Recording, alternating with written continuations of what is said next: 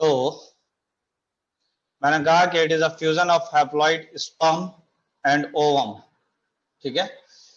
तो it is the fusion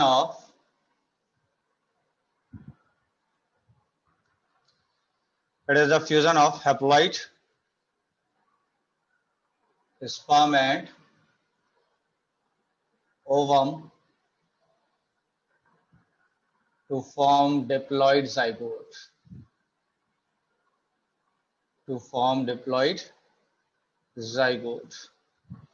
तो fertilisation का क्या मतलब हुआ? तो बेसिकली ये फ्यूजन है किस किस का? हैप्लॉइड स्पर्म और ओवम का, जिससे क्या बन रहा है? That is a diploid zygote बन रहा है। क्लियर है बात? तो मैंने कहा कि was firstly explained by, इसको पहली बार किसने एक्सप्लेन किया था? तो दैट इज एन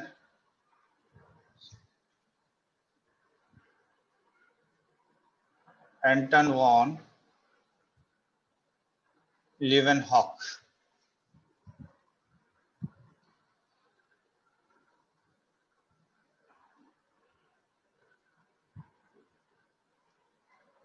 तो that is an Anton von Leeuwenhoek ने इसको पहली बार बताया था फर्टिलाइजेशन।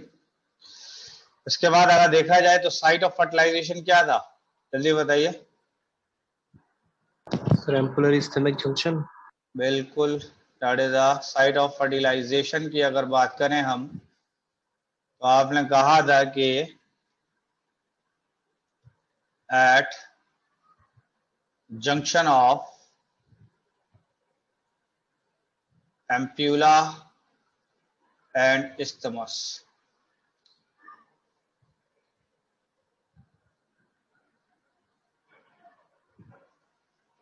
कॉल्ड एज, यानी इस जंक्शन को आप क्या कहते थे?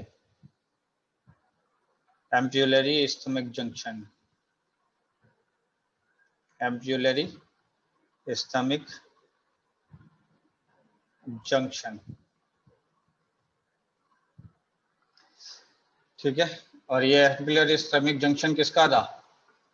तो ये था बेसिकली फैलोपियन ट्यूब का,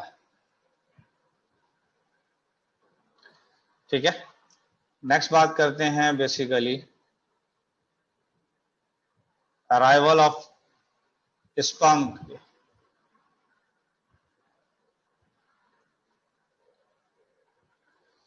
तो अराइवल ऑफ स्पर्म की अगर बात करें तो मैंने कहा कि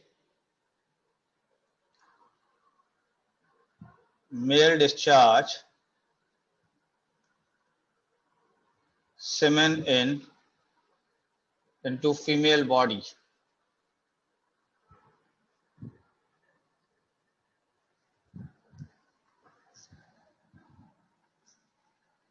तो मैंने कहा कि मेल क्या डिस्चार्ज कर रहा है फीमेल बॉडी में? दैट इज सीमेन को, ठीक है, क्लोज टू द सर्विक्स। किस जगह पर डिस्चार्ज हो रहा है? सर्विक्स के पास में, ड्यूरिंग मैटिंग और coitus.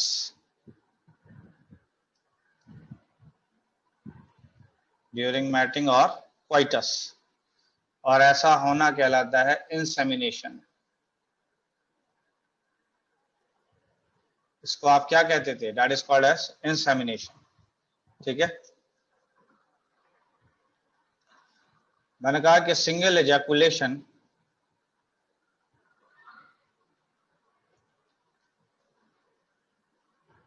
release about 200 to 300 millions of sperm। तो सिंगल एजैकुलेशन में फीमेल के बॉडी में कितने स्पर्म्स इजेक्ट हो रहे थे? तो that is around 200 to 300 millions of sperms eject हो रहे थे। क्लियर है यहां तक? नेक्स्ट आती है बात, यहां तक समझ आ रहा है आप लोगों को? हाँ जी, yes sir. That is of movement of sperms. तो अब अगर आप देखें यहाँ पर तो बेसिकली एजेकुलेशन हो चुका है और जो सेमेन है वो फीमेल की बॉडी में रिलीज हो गया है, जिसके अंदर तकरीबन 200 से लेकर 300 मिलियंस ऑफ स्पर्म्स मौजूद हैं। तो अब ये स्पर्म्स कैसे मूव करेंगे, सवाल ये है। ठीक है, तो मैंने कहा कि initially these sperms are moved due to contraction of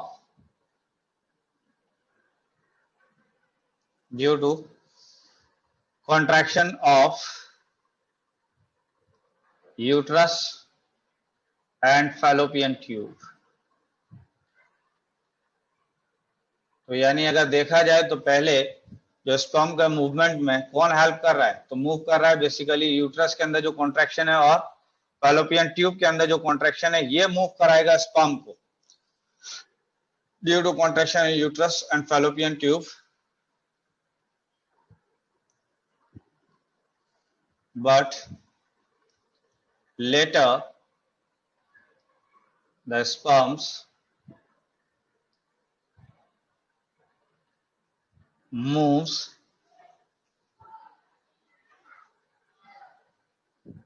by their own,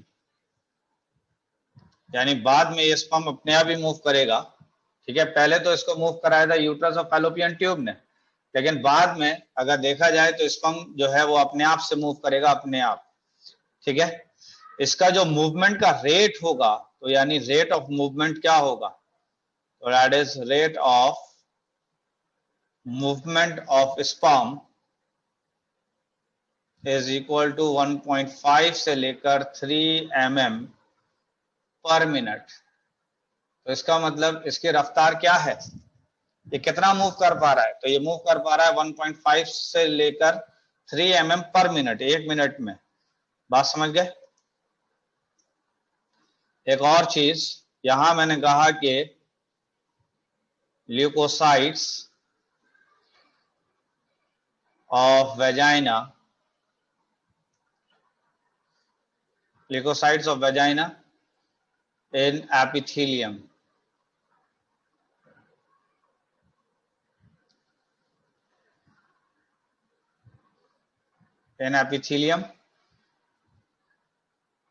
eat millions of sperm।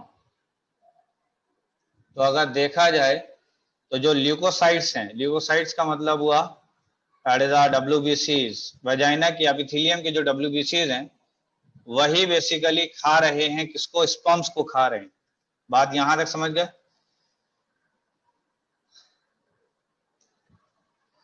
इसके बाद नेक्स्ट आते हैं, that is arrival of secondary oocyte।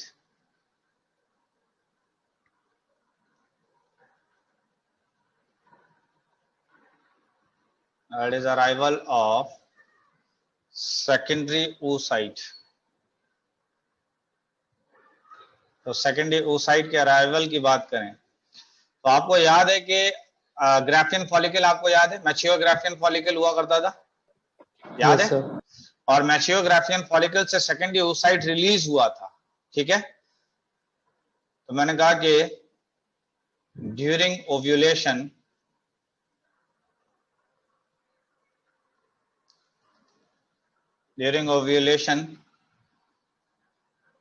the secondary oocyte release from Graafian follicle. क्या मतलब हुआ इस बात का कि जिस वक्त ओव्यूलेशन होगा उस वक्त क्या चीज रिलीज हो जाएगा, हाँ जी, Secondary oocyte. Secondary oocyte release हो जाएगा, किससे, फ्रॉम ग्राफियन फॉलिकल से। ठीक है, इन fallopian tube,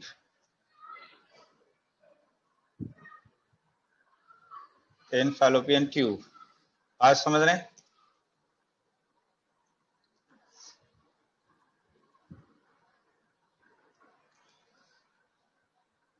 The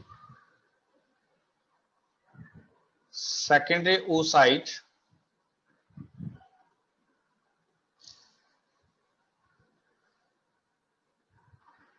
can fertilized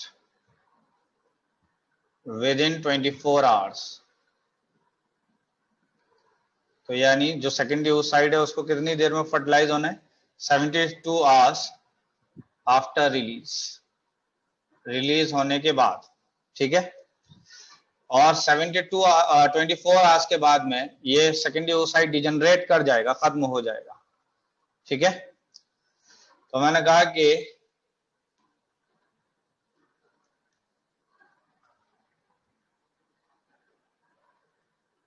secondary oocyte is surrounded by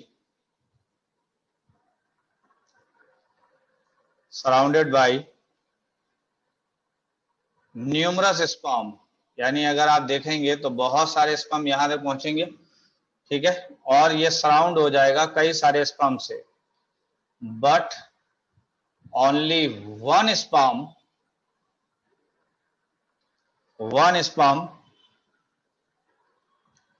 fertilized and rest will destroy.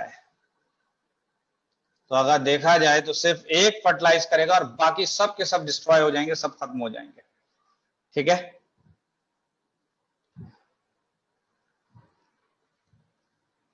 तो इसके बाद मैंने कहा कि अच्छा एक बात बताइए कि ये जो सेकेंडरी oocyte था इसके अंदर अभी मियोसिस सेकंड चल रहा है या नहीं चल रहा है? पता है बात? चल रहा है अभी।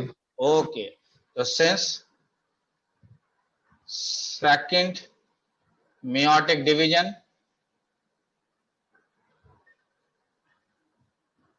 is continuous,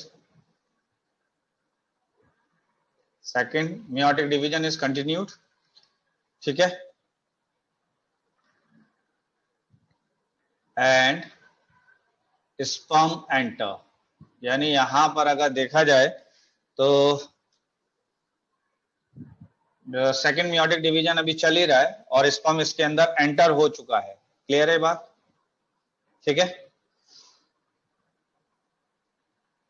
फिर मैंने कहा कि second meiotic division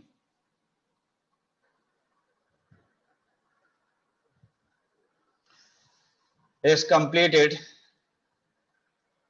second meiotic division is completed by the entry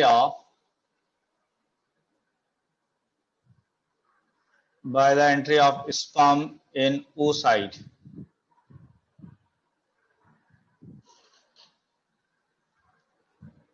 in oocyte, यानी जब स्पर्म एंटर कर जाएगा तब सेकेंड meiotic डिवीजन कंप्लीट हो जाएगा। बात समझ गए? और जैसे ही कंप्लीट होगा तो now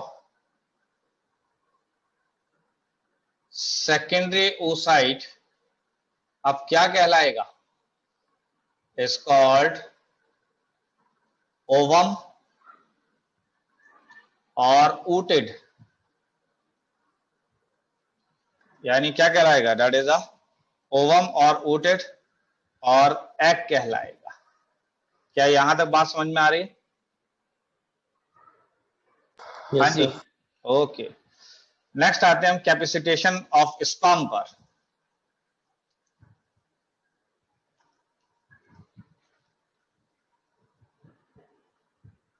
that is a capacitation of sperm. तो इसका मतलब है बेसिकली एक्टिवेशन ऑफ स्पर्म। तो कैसे एक्टिवेशन होगा स्पर्म का, इसकी बात करते हैं। तो मैंने कहा कि when sperm enter in female body, when sperm enter in female body,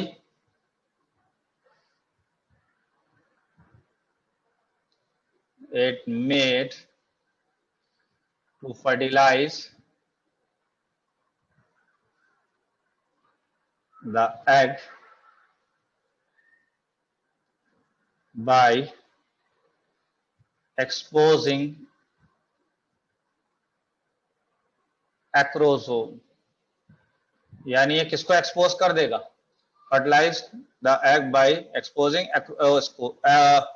acrosome. तो यानी स्पर्म जो है वो फीमेल की बॉडी में जब जाएगा तो पहले एक्रोसोम एक्सपोज होगा, और ये जो एक्रोसोम एक्सपोज होगा that is called as a capacitation of sperm. बात यहां तक समझ में आ रही है, नहीं आ रही है? Yes, sir.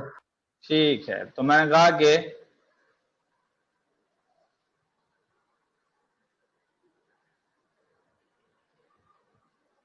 The phenomenon of sperm activation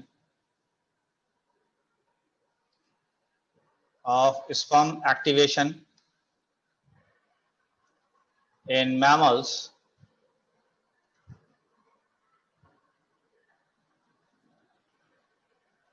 is known as capacitation.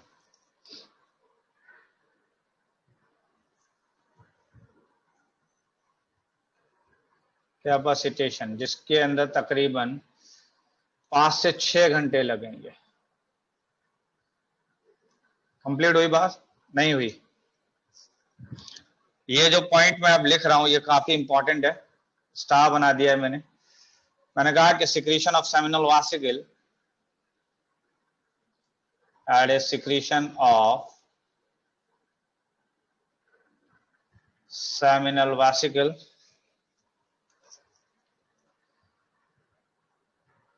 prostate gland and bulbourethral gland, याद है ये? Yes, sir. ये तीनों ग्लैंड मिलके जब रिलीज करते थे तो क्या बनता था? Sir, semen. जी, तो secretion of seminal vesicle, prostate gland, bulbourethral gland form semen,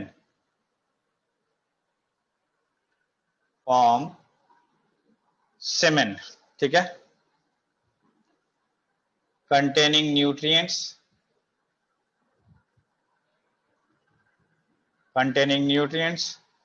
which activate sperm,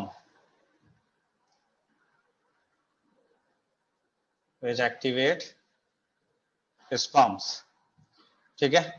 ये इसका पीएच क्या होता है, सीमेन का पीएच? हाँ जी Sir, alkaline. अल्कलाइन होता है। तो मैंने कहा कि semen is alkaline as to neutralize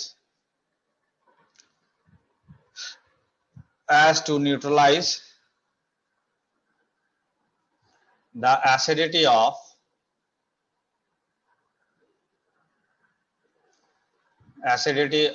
vagina। यानी अल्कलाइन इसलिए था ताकि एसिडिटी जो है न्यूट्रलाइज की जा सके, किसकी? वेजाइना की। यहां तक कुछ बातें समझ में आई, नहीं आई? Yes, sir.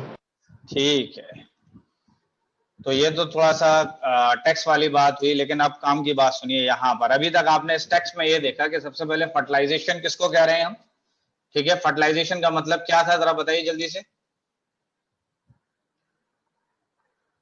हाँ जी, फर्टिलाइजेशन का क्या मतलब था? नाबूस हो रहे हैं क्या आप? तो it is a fusion of haploid, sperm and ovum to form diploid zygote। Clear है बात? This is called as fertilisation. Fertilisation को एक्सप्लेन किसने किया था?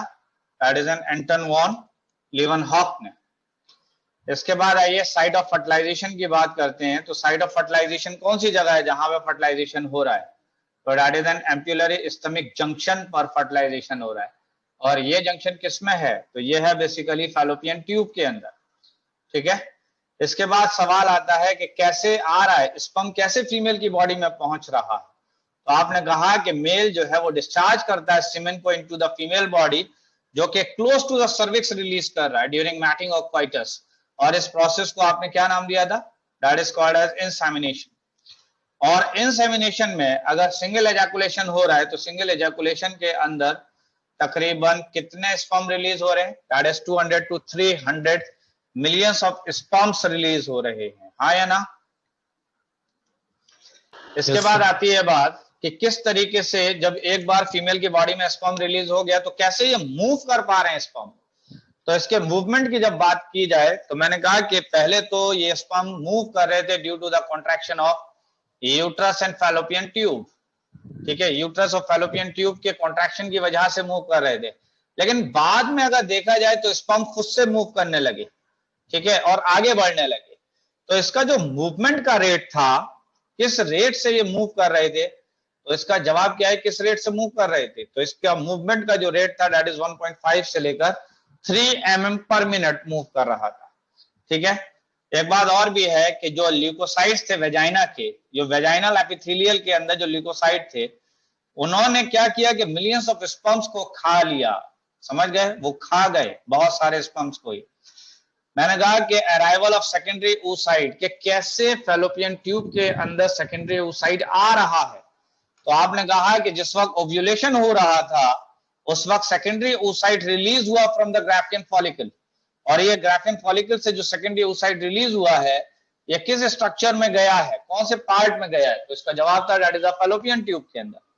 तो जो सेकेंडरी oocyte था वो फर्टिलाइज कर जाना चाहिए 24 आवर्स के आफ्टर रिलीज, अदरवाइज ये डिजनरेट कर जाएगा, समझ गए। फिर मैंने कहा कि सेकेंडरी oocyte जो है वो जब फर्टिलाइजेशन की नौबत आती है उस वक्त बहुत सारे स्पर्म इसको घेर लेते हैं, बहुत सारे स्पर्म इसको घेर लेते हैं, लेकिन जो पहला स्पर्म अंदर एंटर कर जाएगा वही विनर होगा, और रेस्ट वाले जो होंगे चाहे वो सेकंड, थर्ड, फोर्थ किसी भी पोजीशन पर आए वो सब डिजनरेट हो जाएंगे, बेकार हो जाएंगे, समझे बात। तो secondary oocyte is surrounded by the numerous sperms but only one sperm can fertilize and rest will destroy.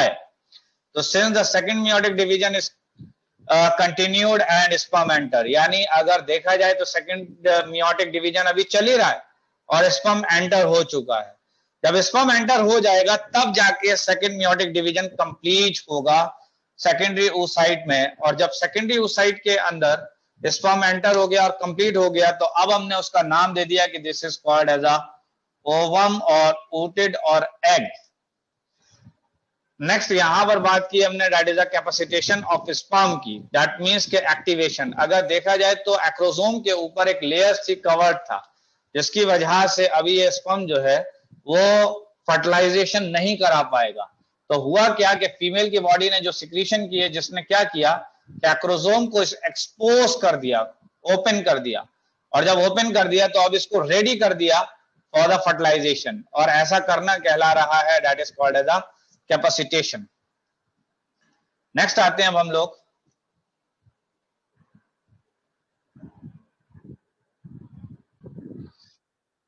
Next आइए that is the physical and chemical event of fertilization. जी कैपेसिटेशन फिर से बता दीजिए। देखिए मैंने ये कहा कि जो स्पर्म था वो स्पर्म बेसिकली उसका जो एक्रोसोम था, एक्रोसोम का मतलब था रेडिस टिप, ठीक है, उसके ऊपर कुछ लेयर्स थी, इस तरीके से कवरिंग थी। तो जिस वक्त ये वेजाइना में पहुंचा है और अंदर मूव कर रहा था तो ये जो लेयर थी ये अंदर अगर देखा जाए तो ये एक्रोसोम था ये वाला, और इसके ऊपर ये एक लेयर थी, कवरिंग थी। तो यहां से अगर देखा जाए तो ये कवरिंग जो थी इस तरीके से खत्म हुई और एक्रोसोम एक्सपोज हो गया, एक्रोसोम बिल्कुल सामने आ गया, और जब सामने आ गया तो इसका मतलब अब ये जो है फर्टिलाइजेशन करा सकता है। पहले ये फर्टिलाइजेशन नहीं करा पाता क्योंकि इसके ऊपर एक लेयर मौजूद थी इस वजह से, इसलिए, समझ गए। तो ये जो एक्सपोज हुआ है एक्रोसोम इसको हम कहते हैं कैपेसिटेशन, ठीक है। नेक्स्ट आइए, that is a physical and chemical event of fertilisation. तो that is a physical and chemical events of fertilisation. ये बहुत इंपॉर्टेंट है, पहले ही बता रहा हूं।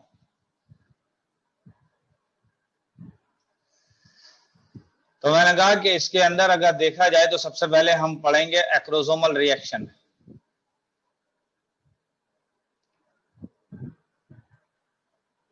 That is called as acrosomal reaction. Acrosomal reaction की बात करें हम तो मैंने कहा कि when capacitated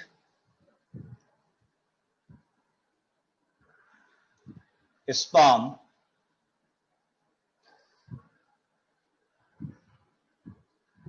undergoes acrosomal reaction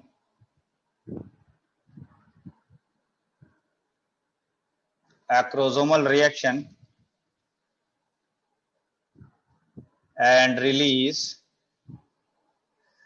various chemicals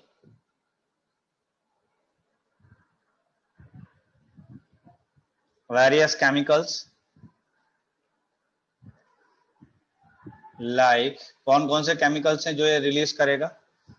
तो एक है हाइलोरोनिडेज एंजाइम, लोरोनिडेज एंजाइम है, दूसरा है कोरोना पेनिट्रेटिंग एंजाइम्स,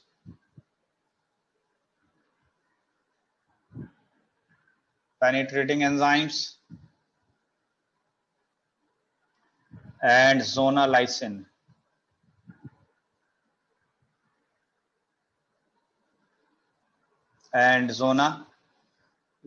Zonalizin का एक और भी नाम है, that is an acrosin. तो यहां पर मैंने कहा है कि जब कैपेसिटेटेड स्पर्म जाएगा एक्रोसोमल रिएक्शन में तो ये कुछ केमिकल्स रिलीज करेगा और उन केमिकल्स के क्या नाम है? That is hyaluronidase, corona penetrating enzymes and zona lysin या एक्रोसिन नाम है इनके। अब इनके काम क्या क्या है ये भी देख लीजिए।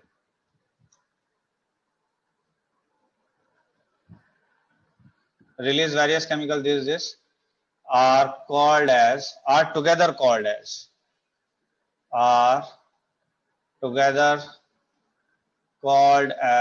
spermlysin.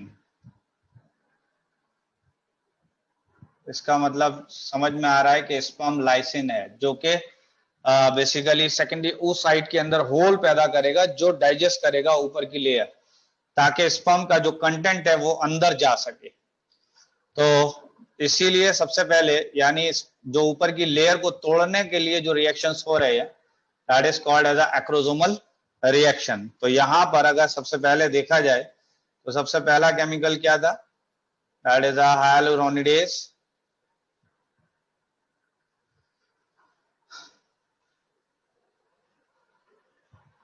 एंजाइम था।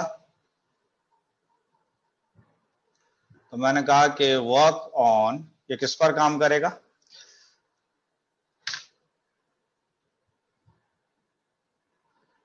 ग्राउंड मटेरियल ऑफ फॉलिकल पर,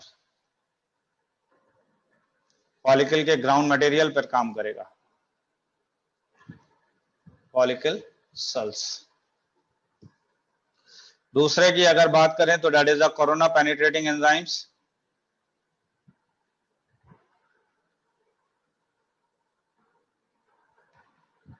पेनिट्रेटिंग एंजाइम्स की अगर बात करें तो ये डाइजेस्ट कर देगा, और ना रेडिएटा। तो किसको डाइजेस्ट कर देगा? ये डाइजेस्ट कर देगा दैट इज कोरोना रेडिएटा को। और जोनालाइसिन जो था, जोनालाइसिन या एक्रोसिन जो था, ये डाइजेस्ट कर देगा जोना पेल्यूसिडा को।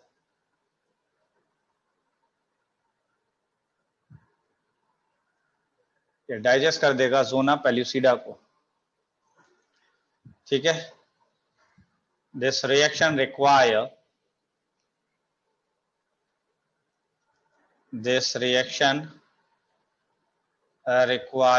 इस रिएक्शन के लिए क्या चाहिए? तो this reaction require calcium and magnesium ions.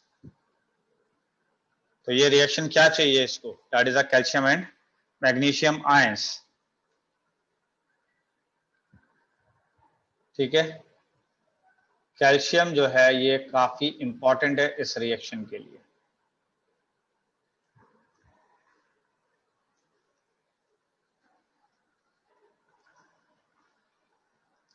तो मैंने कहा कि ड्यूरिंग दिस प्रोसेस, जिस वक्त ये प्रोसेस हो रहा है उस वक्त क्या काम हो रहा है।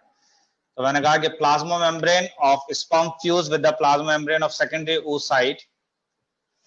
तो मैंने कहा कि fusion of both the membranes, both the plasma membrane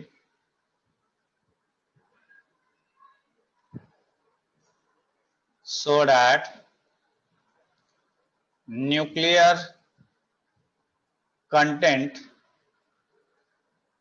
can pass into secondary oocyte, यानी न्यूक्लियर कंटेंट आसानी से पास हो जाए किसके अंदर, सेकेंडरी oocyte के अंदर,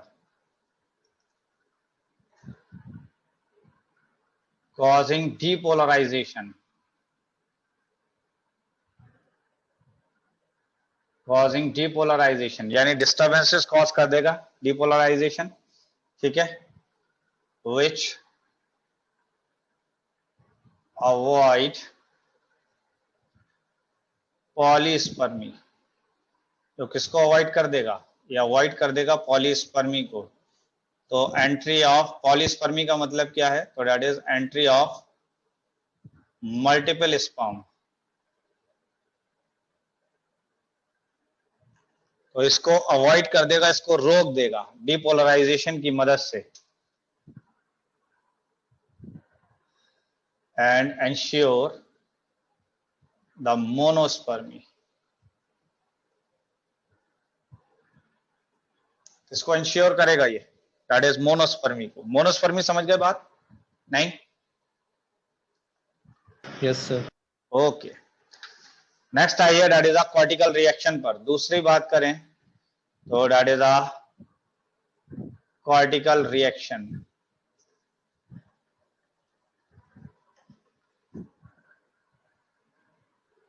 तो बात करते हैं कॉर्टिकल रिएक्शन की। तो मैंने कहा कि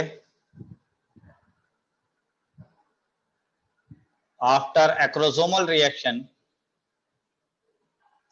एक्रोसोमल रिएक्शन के बाद cortical reaction starts,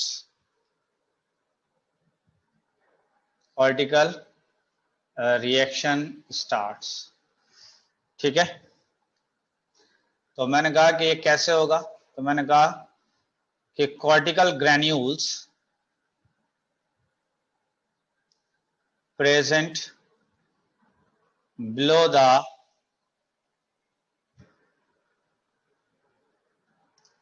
plasma membrane of secondary oocyte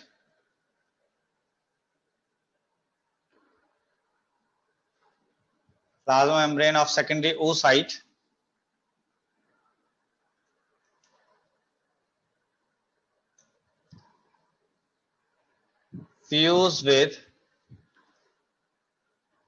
plasma membrane and release their content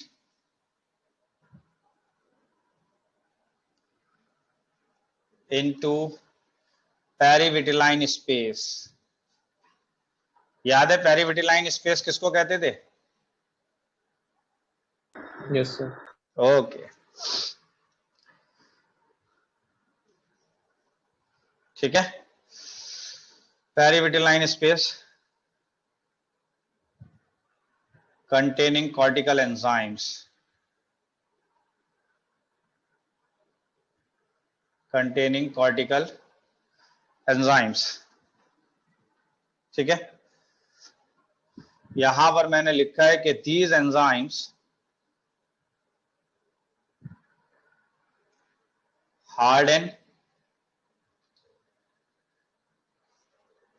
harden the zona pellucida to avoid polyspermy. क्या मतलब हुआ इस बात का? To avoid polyspermy. क्लियर है यहां तक या नहीं? Yes sir. ओके,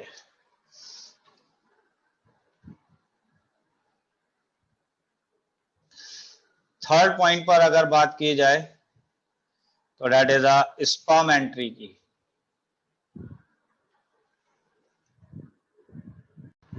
हाँ जी, तो नेक्स्ट आते हैं अब हम लोग स्पर्म एंट्री पर। तो मैंने कहा कि point at which sperm contact with secondary oocyte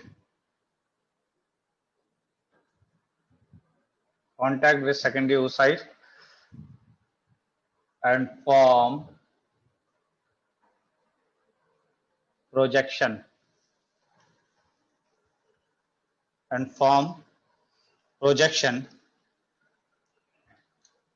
termed as cone of reception। तो इसको आप क्या कहते हैं? That is a cone of reception और fertilisation zone.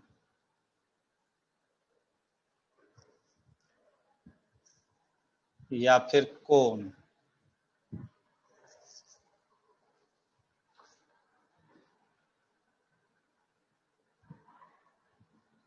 which receive sperm। तो मैंने कहा कि जब सेकेंडरी oocyte जिस जगह से स्पर्म को रिसीव कर रहा है, कांटेक्ट में आ रहा है, उस जगह को आपने नाम दिया that is a cone of reception या फिर फर्टिलाइजेशन कोन। ठीक है, अब इसमें एक इंपॉर्टेंट पॉइंट है, वो ये है, याद है स्पर्म के अंदर एक डिस्टल सेंट्रियोल हुआ करते थे? Yes, sir. The distal centriole divide and form two centrioles। यानी डिस्टल सेंट्रियोल डिवाइड करेगा और क्या बनाएगा? That is the two centriole to generate the mitotic spindle। से क्या बनेगा? That is a mitotic spindle formation होगा, mitotic spindle which help in cell division. तो ये किस में हेल्प करेगा? तो ये काम करेगा बेसिकली सेल डिवीजन के अंदर। यहां तक बात समझ गए या नहीं? हाँ जी, यहां मैंने Yes, लिख sir. दिया है कि oocyte do not have centriole। oocyte के अंदर क्या नहीं है? दैट इज सेंट्रियोल नहीं है। चलिए अब जरा डायग्राम को देखिए और डायग्राम बताइए। इस डायग्राम को देखकर देखिए, अगर देखा जाए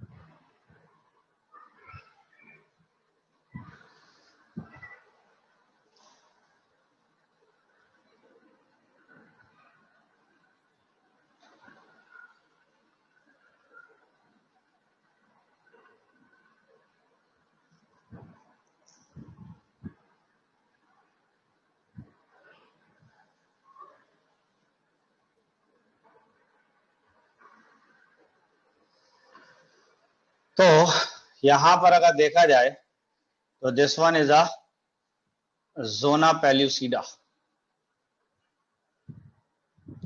जब ये जोना पेल्यूसिडा है तो ये रेड वाली क्या है, जरा बताइए जल्दी से। Plasma membrane. और प्लाज्मा मेम्ब्रेन और जोना पेल्यूसिडा के बीच में जो स्पेस है, इस स्पेस को क्या कहते थे? So periorbital space. तो इस स्पेस को आप कहते थे that is a perivitelline space.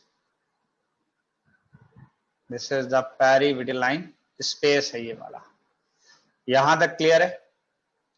इसके बाद अगर सर दिखाया है जी जी जी जी जी, ये पेरीविटलाइन स्पेस में वो दोनों पोलर बॉडीज अभी भी होंगी? नहीं है, वो डिजनरेट हो चुकी हैं बॉडीज।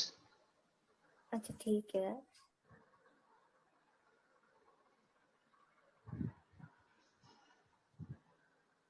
यहां पर अगर देखा जाए तो ये बेसिकली जो जगह है, this is the cytoplasm of secondary oocyte।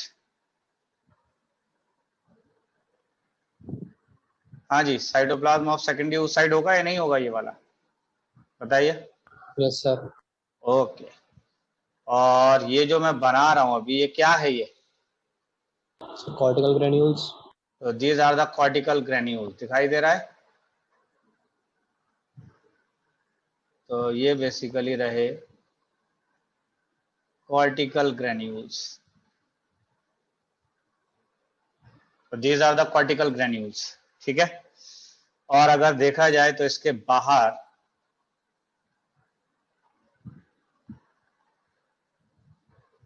ये वाले कुछ सेल्स मौजूद हैं।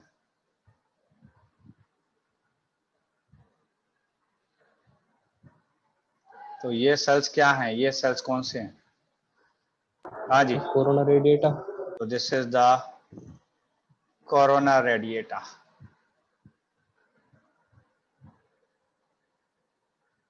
These are the corona radiata cells हैं ये।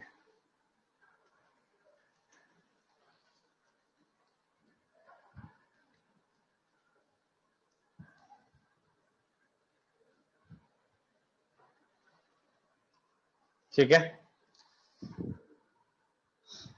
अब अगर देखा जाए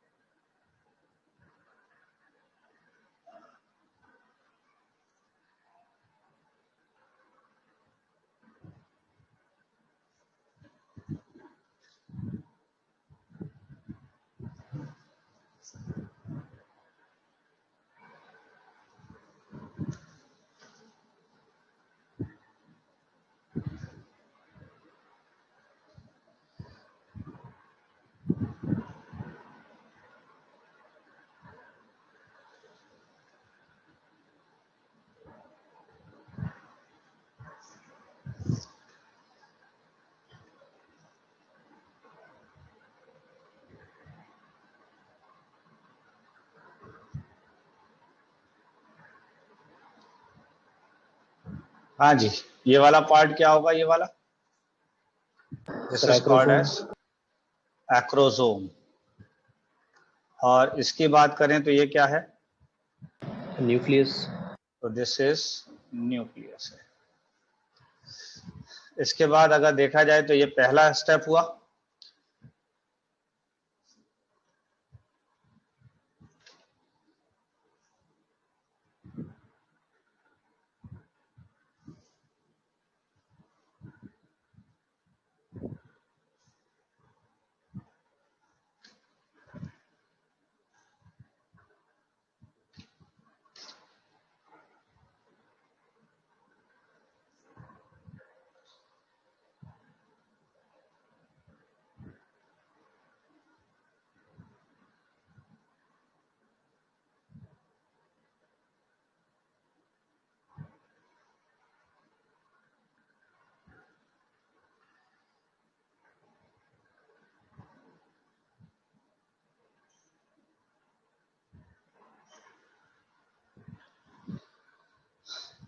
तो दिस इज द एक्रोसोम, ठीक है।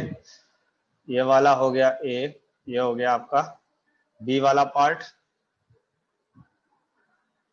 इसके बाद अगर देखा जाए तो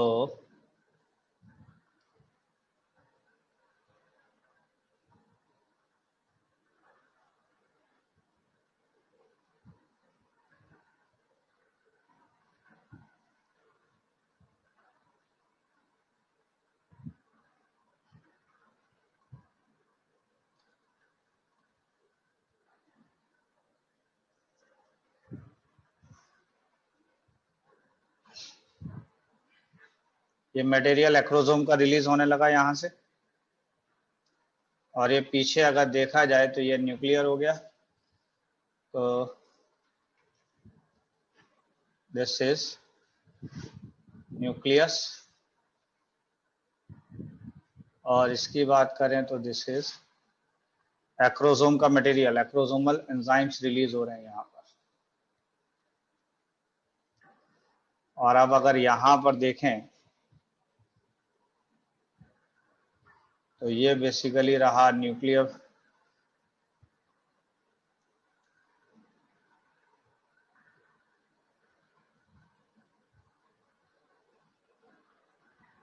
ये इस तरीके से। तो दिस इज न्यूक्लियस।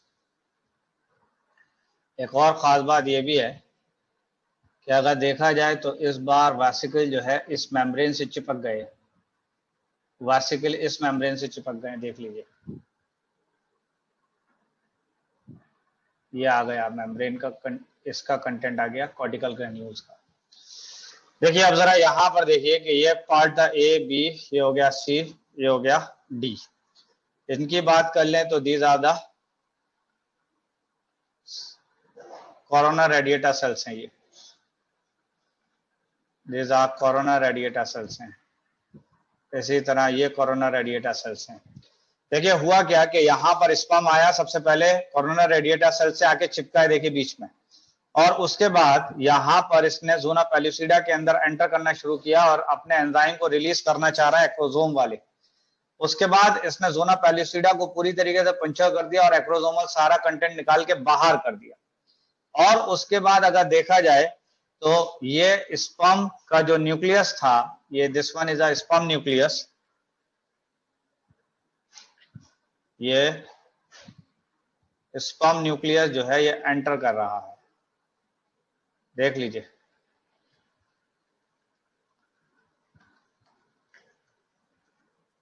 तो ये स्पर्म का न्यूक्लियस एंटर कर रहा है। यहां तक बात समझ गए। और अब अगर देखा जाए तो यहां पर आपने देखा कि कॉर्टिकल ग्रेन्यूल्स ये सब चिपक गए थे, और चिपकने के बाद अपने कॉर्टिकल एंजाइम्स को यहां पर रिलीज कर दिया है डायरेजा ज़ोना पेल्यूसिडा के अंदर। तो ये बेसिकली कॉर्टिकल एंजाइम्स मौजूद हैं। ये है कॉर्टिकल एंजाइम्स। यहां तक बातें समझ में आ गई हैं पूरा?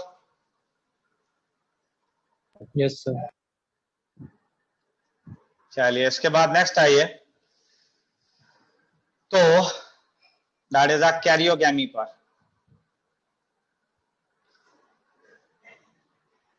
हाँ जी, कैरियोगैमी का मतलब क्या है सर? जी? अभी आपने पेरीविटिलाइन स्पेस लिखवाया था कि कॉर्टिकल ग्रैन्यूल्स ने अपना कंटेंट वहां पे रिलीज किया था। तो ये पेरीविटिलाइन स्पेस में यहां पर रिलीज हुआ पहले। ये पेरीविटिलाइन स्पेस ये वाला था या नहीं था? ये वाला। और पेरीविटिलाइन स्पेस से होता हुआ ज़ोना पेल्यूसिडा के अंदर भी आ गया है, देख लीजिए। ठीक है। तो ठीक है, नेक्स्ट आइए दैट इज अ कैरियोगैमी। तो कैरियोगैमी का मतलब क्या है? That is a fusion of male and female pronuclei.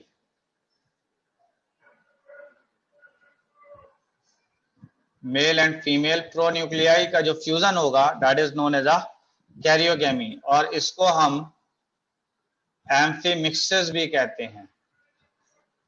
क्या कहते हैं हम इसको? That is N amphimixis. तो यहां तक बात समझ गए? तो मैंने कहा कि fusion of male and pronuclei and form zygote ठीक है।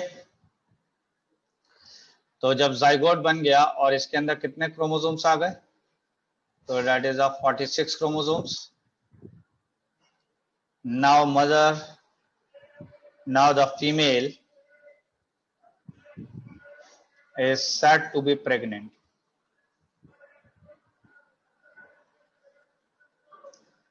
Now female is said to be pregnant, यानी अब फीमेल क्या कहलाएगी? तो ये कहलाएगी प्रेग्नेंट। ठीक है, नेक्स्ट आइए, that is an activation of egg पर।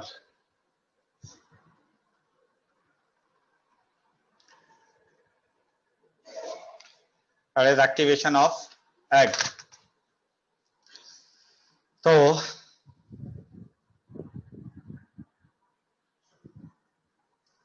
entry of sperm stimulates metabolism in zygote। तो क्या मतलब हुआ इस बात का कि जो स्पर्म की एंट्री होगी उस साइड के अंदर, वो जाइगोट के मेटाबॉलिज्म को क्या कर देगा, बढ़ा देगा, ठीक है, resulting into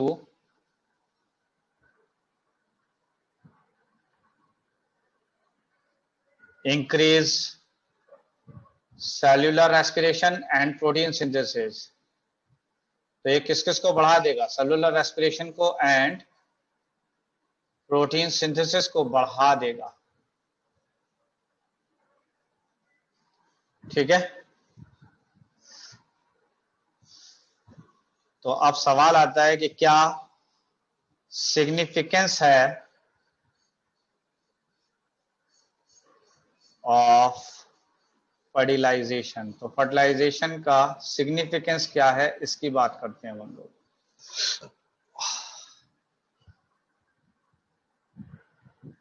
तो इसका मतलब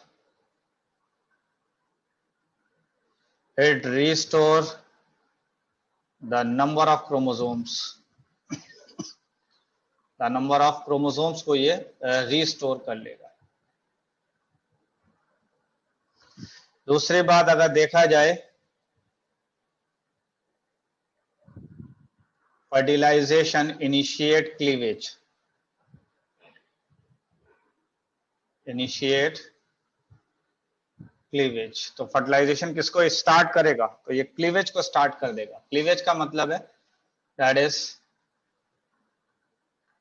cell division in zygote. Zygote के अंदर जो सेल डिवीजन हो रहा है उसको आपने नाम दिया that is cleavage.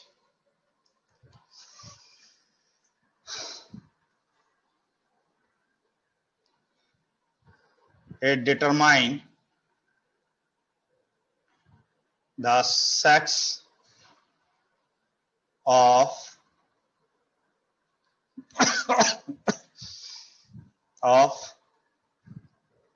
embryo।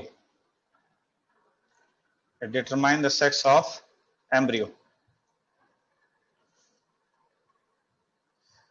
Next आ जाइए कि आखिर कैसे ये फर्टिलाइजेशन हुआ, इसके ऊपर किस तरीके की थ्योरी है, फर्टिलाइजेशन थ्योरी क्या है। तो एक है that is a fertilizin anti fertilizin interaction. Fertilizin anti fertilizin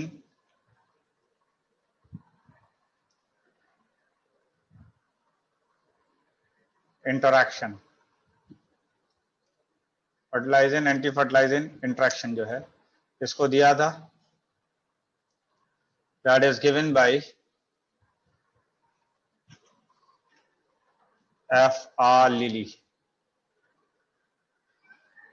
और इसने नाम दिया था इसका fertilization theory.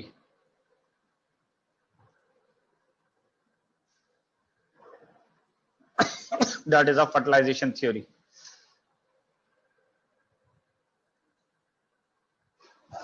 Based on sea urchin.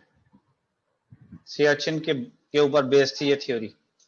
पहले ही समझ लीजिए कि फर्टिलाइजेशन को डेवलप किया कर रहा है दैट इज अ यूट्रस। और एंटी फर्टिलाइजन की बात करें तो एंटी फर्टिलाइजन बेसिकली इसको प्रोड्यूस कर रहा है स्पर्म। तो पहली चीज मैंने कहा कि फर्टिलाइजिन जो है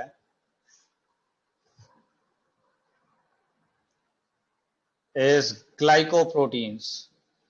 तो फर्टिलाइजिन क्या है, एक तरीके का ग्लाइकोप्रोटीन है। ग्लाइकोप्रोटीन का मतलब क्या हुआ कि इसके अंदर मोनोसेकेराइड है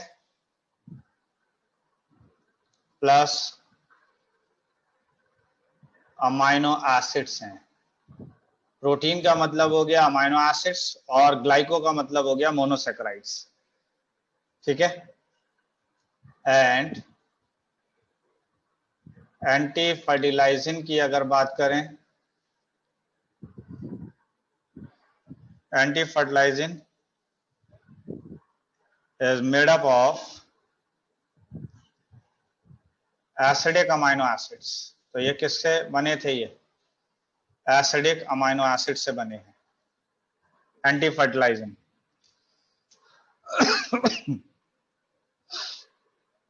ठीक है।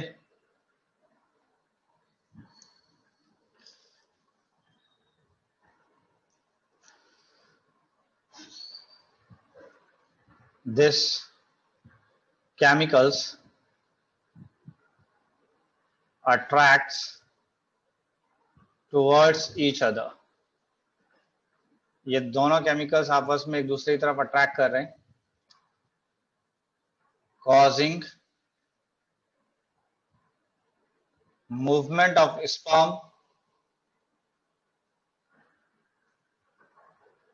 towards oocyte।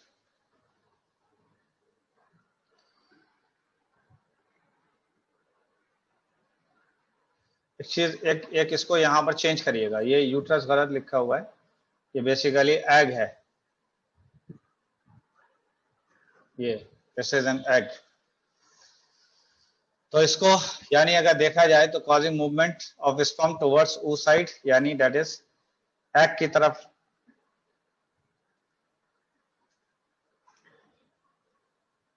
This attachment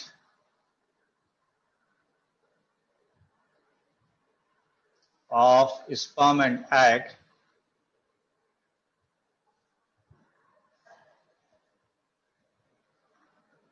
is due to recognition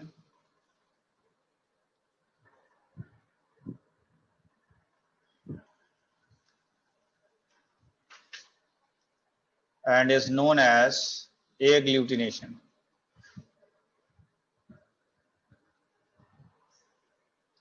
agglutination. यहां तक कंप्लीट हो गया आप लोगों का?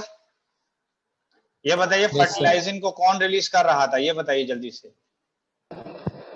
सर एग रिलीज कर रहा था। एंटी फर्टिलाइजिंग को कौन रिलीज कर रहा था? तो दैट इज स्पर्म। और इसकी वजह से दोनों आपस में एक दूसरे की तरफ अट्रैक्ट हो रहे थे और फर्टिलाइजेशन हुआ।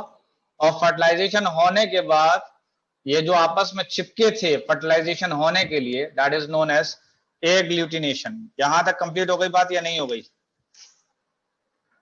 Yes sir. हाँ जी। तो नेक्स्ट आइए, that is the sex of baby.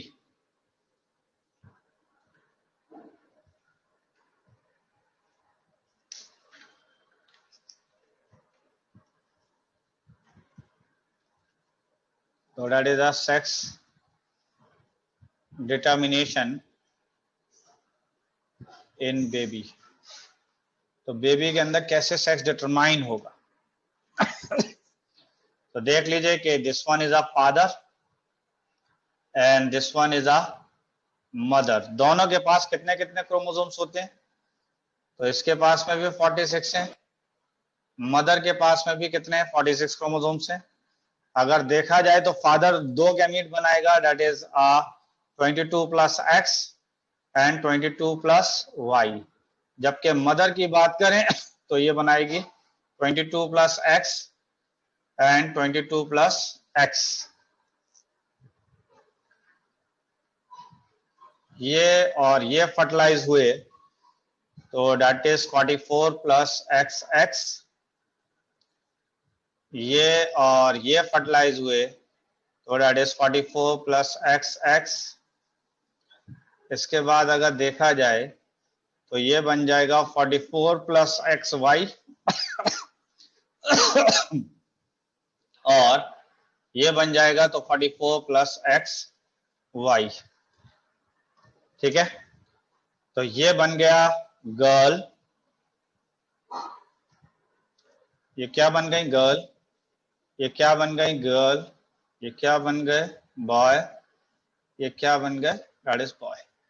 Mother के पास अगर क्रोमोसोम देखे जाएं तो दैट इज 44 प्लस XX थे, याद है। फादर के पास 44 प्लस XY क्रोमोसोम्स थे।